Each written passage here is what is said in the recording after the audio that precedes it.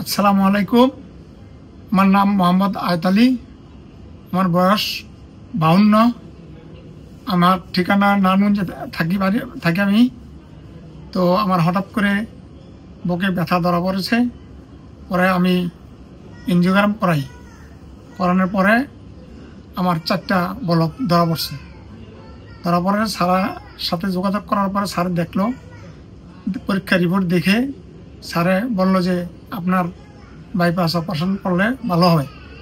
তো আমি স্যারের কথায় আমি অপারেশনে হওয়ার মধ্যেই দেওয়ার পরে ইনশাল্লাহ ভালো অপারেশন হয়েছে। ইনশাল্লাহ এখন আমি আল্লাহ দিলে ভালো আছি। আমার পরিবারের পক্ষ থেকে স্যারকে এবং স্যারের টিমকে আমি ধন্যবাদ জানাই এবং সুস্বাস্থ্য কামনা করি স্যারের জন্য। আসসালামু আলাইকুম।